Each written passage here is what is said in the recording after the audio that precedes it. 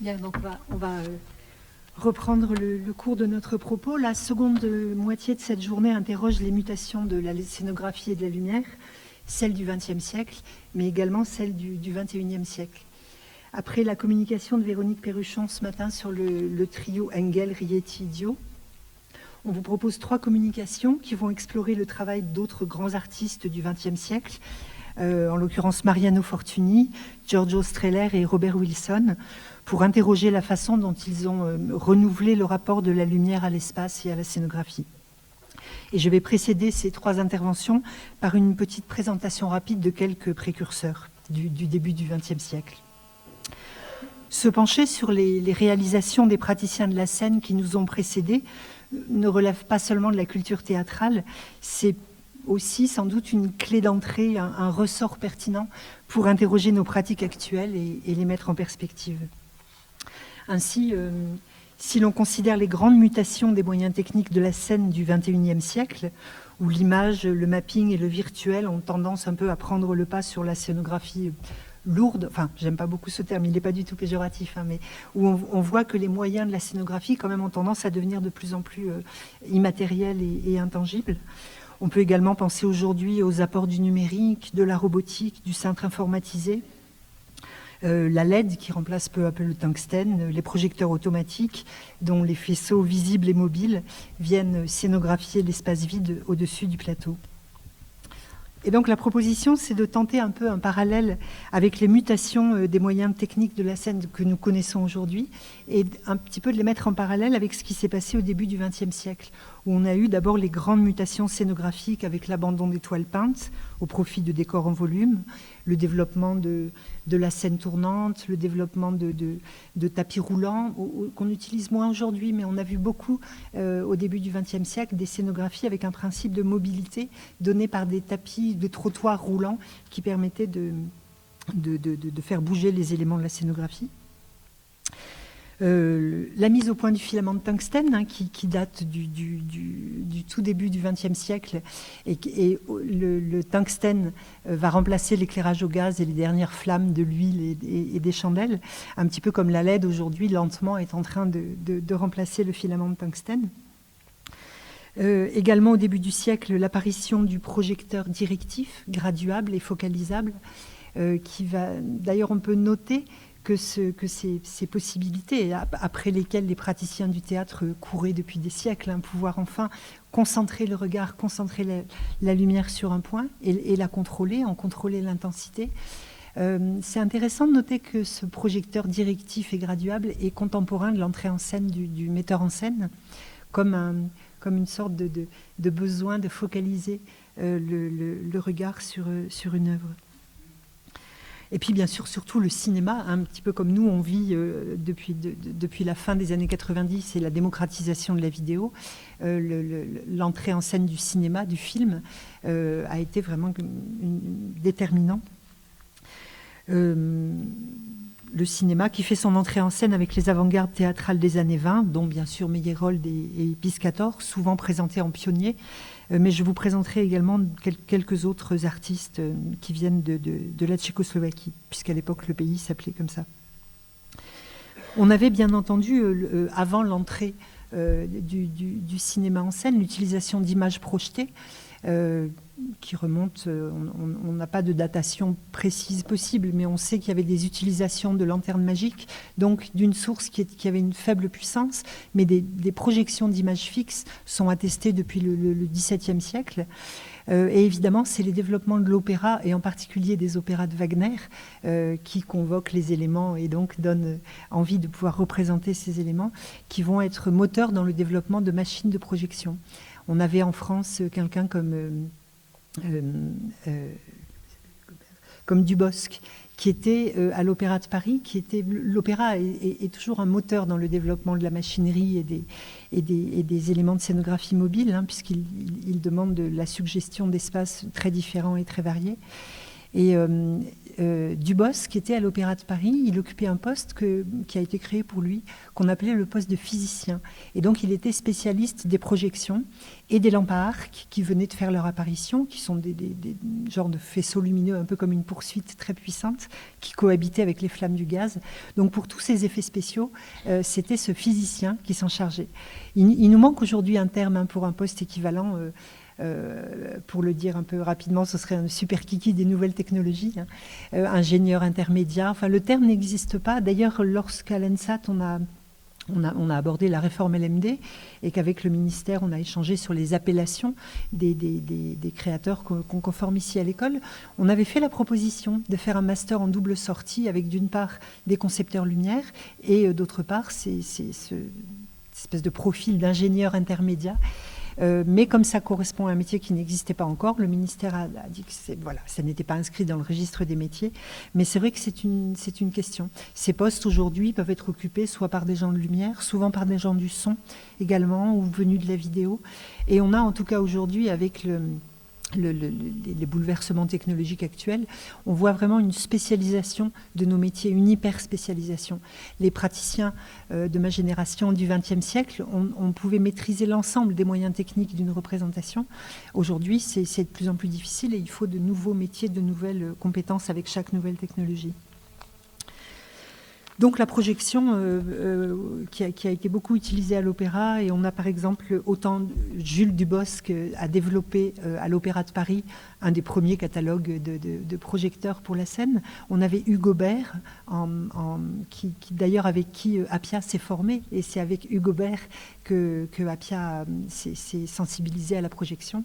Hugo Bert qui était chargé de toutes les projections pour les opéras de Wagner à Bayreuth et qui a inventé différents systèmes de mobilité de la projection également, de vagues, d'effets de feu, de flammes, etc. Donc évidemment, quand on parle d'utilisation du film à la scène, on pense bien sûr d'abord à Meyerhold, le grand metteur en scène russe, avec l'utilisation dès les années 20. Ici, c'est une photo de la reprise de Terre Cabrée en 1936, avec l'utilisation de plusieurs écrans. Chez Meyerhold, on est dans un mélange de textes projetés et également d'images, et une esthétique, quand on voit certaines photos, comme par exemple ici, cette réalisation pour le Révisor, donc là, on devine un petit peu l'écran au-dessus. Mais ce que j'ai trouvé aussi intéressant dans cette scénographie, c'est son côté un peu intemporel, et puis ces rayons de lumière visibles qui sont ici centrés là, sur le centre du plateau. Et voilà, quand on pense que c'était il y a un siècle, c'est une image qui nous parle et qui a vraiment une dimension contemporaine. On pense évidemment également à Erwin Piscator, qui a beaucoup utilisé, dans des décors plutôt constructivistes, qui a beaucoup utilisé la projection d'images géantes, de diapositives géantes, mais également projection de films. Un théâtre politique, donc avec une démarche de réutilisation d'images d'actualité, mais également de films tournés spécialement pour le théâtre. Il est difficile de dater exactement les débuts de cette irruption de l'image mobile du film à la scène, mais on sait par exemple que c'est Eisenstein, pour l'adaptation d'un texte d'Ostrovsky, qui a pour la première fois tourné un film spécialement conçu pour le spectacle, dans lequel un des personnages, donc là on est en 1923, dans lequel un des personnages sort de l'écran pour faire irruption dans la salle en brandissant une bobine de film, le film qui vient d'être projeté. Donc il y a vraiment un jeu de miroir et de mise en abîme, de jeu avec l'image et de jeu de registre de présence entre présence projetée et présence physique qui remonte à il y a un siècle aujourd'hui. Alors, quand on cite le nom de Piscator, évidemment, on a envie d'évoquer le rêve, l'utopie du théâtre total que Piscator avait conçu avec Gropius, avec l'architecte Gropius, l'architecte du Bauhaus. Ce rêve d'un théâtre total avec une scène mobile, puisqu'on avait également, donc, dans le rapport scène-salle également, une pensée de renouveler le rapport scène-salle suivant l'œuvre qui était jouée. Donc vous avez ici la partie scène qui est en noir foncé, et on voit différentes possibilités spatiales de rapport scène-salle, avec soit la scène au centre et le public tout autour, soit un rapport un peu plus frontal, et une scène complètement mobile, des possibilités de rotation, etc. Et Piscator et Gropius avaient vraiment pensé cet espace comme un espace immersif pour le spectateur, et l'avaient conçu avec la possibilité de faire des projections sur les murs, d'avoir vraiment une projection complètement en environnement.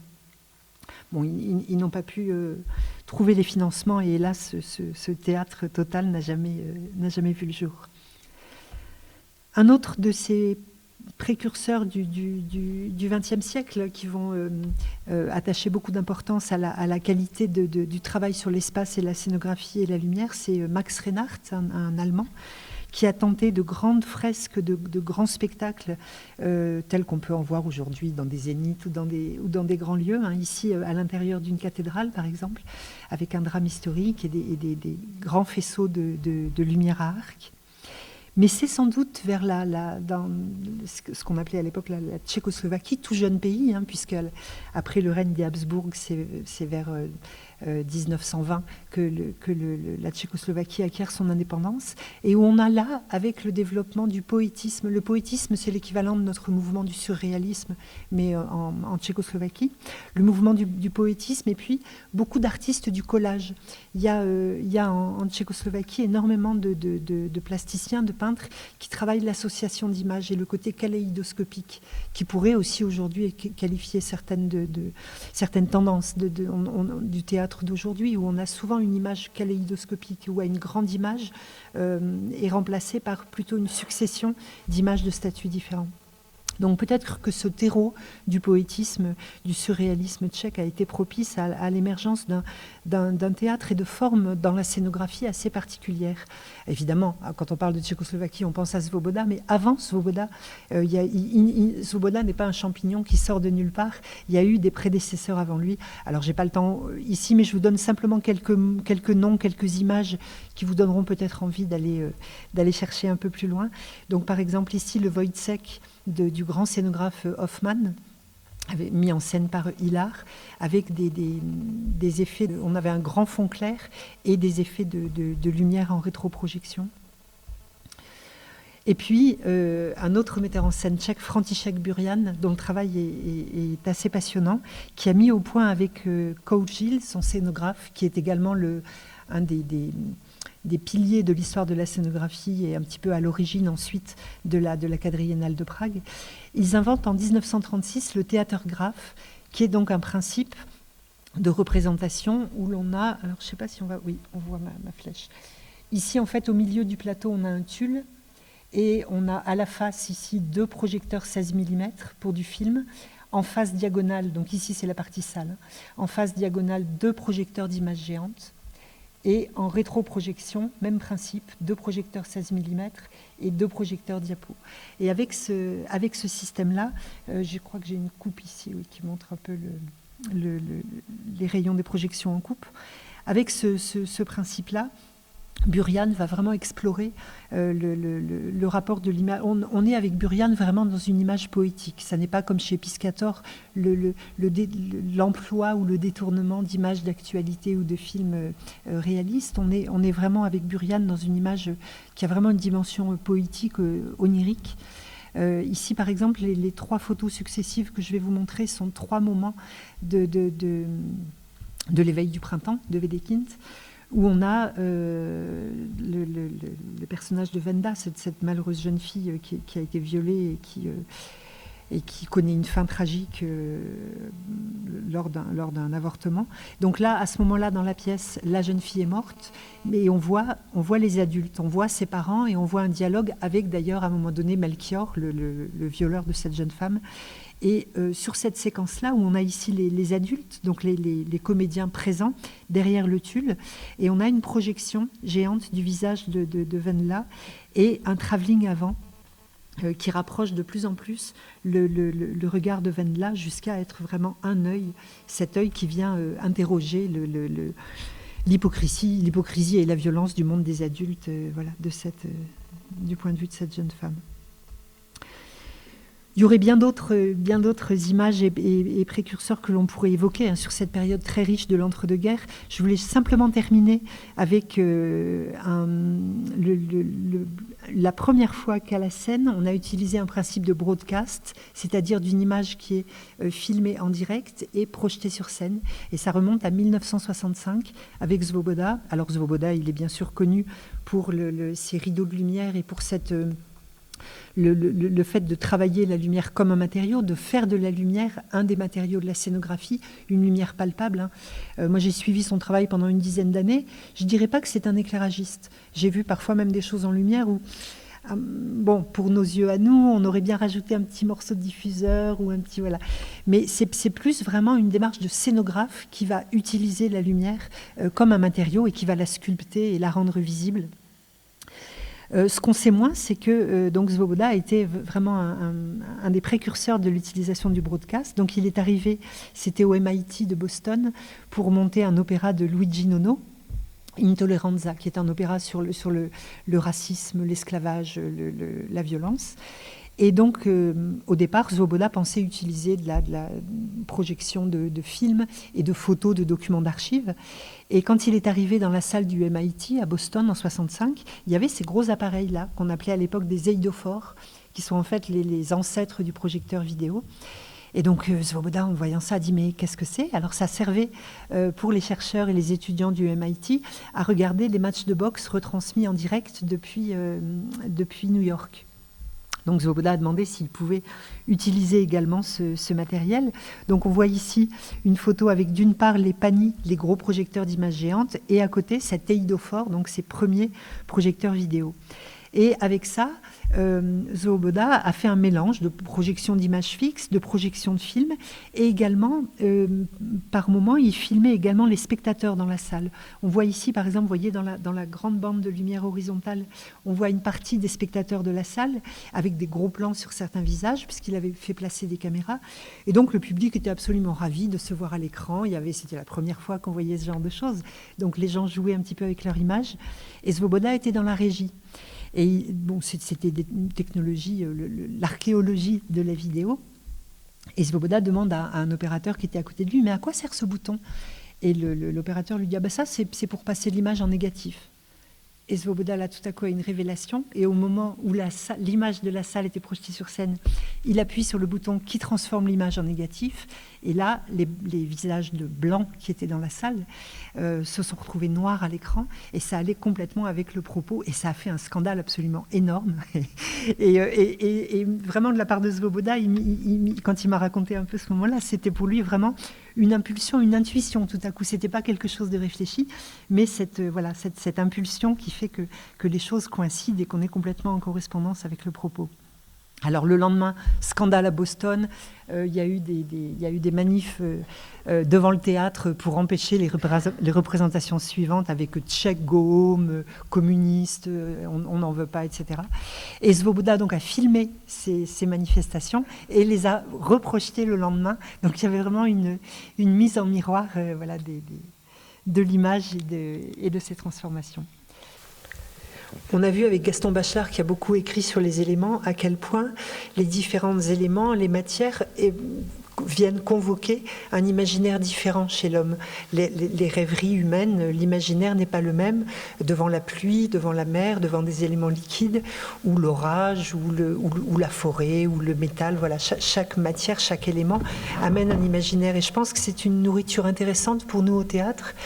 Et du point de vue de la scénographie et de la lumière, on peut effectivement s'interroger sur l'imaginaire convoqué dans les siècles passés. Si on prend le temps des flammes, ou dans le alors j'ai une grande tendresse pour ce petit dessin que j'ai trouvé dans Théâtre Public, mais qui lui serait plus un dessin du spectateur, de l'œil du spectateur au XXe siècle, parce que jusqu'au XIXe siècle, il y a toujours eu plus de lumière dans la salle que sur scène. Et de surcroît, la scène était chroniquement sous-éclairée, puisqu'éclairée à la lampe à huile ou avec des chandelles qui baissaient très rapidement d'intensité, le tout dans un brouillard et dans un vacillement de fumée qui rendait l'illusion possible. Elsa a parlé ce matin de l'importance de l'invisible au théâtre, du théâtre comme le lieu possible d'évocation de l'invisible et du non-dit. C'est vrai que sans doute autrefois, dans les conditions d'éclairage, les toiles peintes n'apparaissaient pas en pleine lumière comme on les verrait aujourd'hui si on se penche sur les archives ou sur les stocks de décors qui nous sont parvenus. Mais il faut vraiment les contextualiser et les imaginer dans une pénombre un petit peu vacillante d'une lumière mobile. C'est Louis Jouvet qui, parlant de l'électricité, pourtant Louis Jouvet a amené énormément de choses à l'éclairage scénique électrique, entre autres les changeurs de couleurs, les Jouvet, qu'il a mis au point avec Copeau au théâtre du Vieux-Colombier. C'est Jouvet qui disait que la lumière électrique, l'ampoule électrique, avait chassé les fantômes du théâtre. Et d'ailleurs, on voit qu'au fil du XXe siècle, avec des gens comme André Dio, puis comme Régis, bien sûr, qu'on va revenir à une obscurité et à une pénombre plus propice à l'apparition de l'invisible. Alors, le point de vue de l'œil du spectateur au XXIe siècle, son paysage a considérablement changé. C'est quelque chose qui est transversal à tout ce que l'on évoque aujourd'hui dans cette journée. C'est... peut-être principalement avec l'ajout de l'image et de ce que Béatrice Picon-Valin appelle les registres de présence. Registres de présence qui peut s'appliquer au corps de l'acteur, c'est ainsi qu'elle en parle pour faire la différence entre la présence physique de l'acteur sur scène, l'acteur filmé, enregistré, préenregistré, ou l'image d'un acteur tournée en direct à côté et rediffusée sur scène, ou le traitement de l'image d'un acteur présent sur scène en temps réel, ou le confinement récemment nous a montré qu'il existait d'autres modes de paraître du visible avec Internet et les principes de visioconférence, voire même de réalité augmentée, puisque... Tout à l'heure, c'est un sujet qui sera abordé. Donc aujourd'hui, on a une multiplicité de statuts du visible et de registres de présence des corps et des décors. Et moi, ça m'évoque un peu ce que dit Roland Barthes à propos de la lecture. Barthes, évoquant le phénomène de la lecture et l'œil du lecteur, dit le lecteur saute d'une lettre à l'autre et picore des miettes de sens.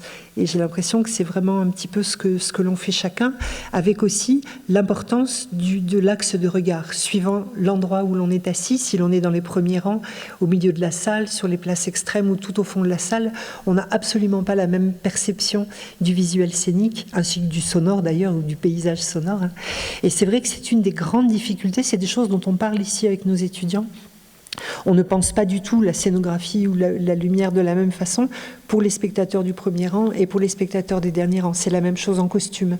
Il y a donc cette énorme difficulté par rapport au cinéma de penser notre travail, que chaque spectateur fera un voyage différent suivant là où il est assis, un voyage visuel ou sonore, mais il faut que chaque spectateur fasse un voyage cohérent. Il nous arrive d'ailleurs, quand c'est trop insupportable, les grandes directions en contre-jour diagonale, par exemple, de condamner certaines places dans la salle pour éviter aux spectateurs de faire un voyage trop désagréable. Et je voulais aller un peu plus loin sur la notion de registre de présence, mais on va arrêter là pour faire une petite pause qui sera bienvenue. Peut-être simplement terminer avec la notion d'inconfort. L'inconfort autrefois, dans l'histoire du théâtre, c'était l'inconfort de la fumée, l'inconfort des courants d'air, l'inconfort du risque d'explosion quand est arrivé l'éclairage au gaz, l'inconfort d'une faible lumière. Aujourd'hui, on a d'autres types d'inconfort qui sont apparus, particulièrement là à la fin du XXe siècle et aujourd'hui, qui sont l'omniprésence des blocs de secours, souvent trop éclairants. Ça vous est sûrement toutes et tous arrivé d'avoir une représentation abîmée par l'éblouissement de blocs de secours à vue. La présence également de diodes clignotantes de LED un peu partout, des appareils qui constellent maintenant le ciel du Grill au théâtre de lueurs vertes ou rouges, souvent mobiles. C'est devenu, on en avait parlé d'ailleurs lors de dernières rencontres avec Elsa Revol, qui nous avait fait part de la difficulté d'obtenir le noir complet, chose qu'on pouvait plus facilement obtenir dans les années 80. Aujourd'hui, les directeurs techniques ont tellement peur d'être pris en défaut que bien souvent les blocs de secours sont surcalibrés, suréclairants. et qu'il est de plus en plus difficile d'obtenir vraiment le noir complet. Moi, comme d'autres praticiens de la lumière, j'ai plusieurs fois été obligée de faire placer bon, ça peut faire du travail pour des intermittents, hein, de faire placer des techniciens sous les blocs de secours avec un cache pour pouvoir fugitivement avoir réellement un noir complet, ce qui est assez difficile aujourd'hui. Et on pourrait ajouter à ça la lueur des portables dans la salle. Enfin voilà, chaque époque a son inconfort. Et l'essentiel, c'est de savoir ménager pour cet œil du spectateur une part d'invisible que seul le théâtre peut révéler. Voilà. Et maintenant, on fait une petite pause.